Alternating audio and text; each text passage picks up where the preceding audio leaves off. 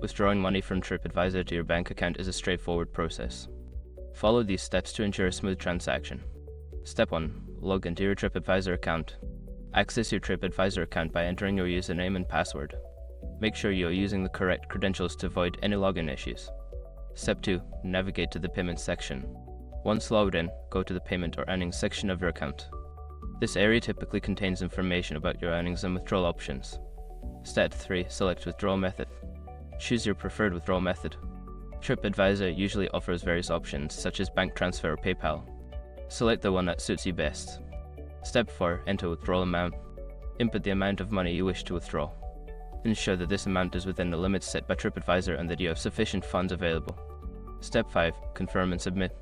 Review your withdrawal details for accuracy, then confirm and submit your request. You should receive a confirmation notification, and the funds will be processed according to TripAdvisor's timeline. After completing these steps, keep an eye on your bank account for the incoming funds. If you encounter any issues, consider reaching out to TripAdvisor's customer support for assistance.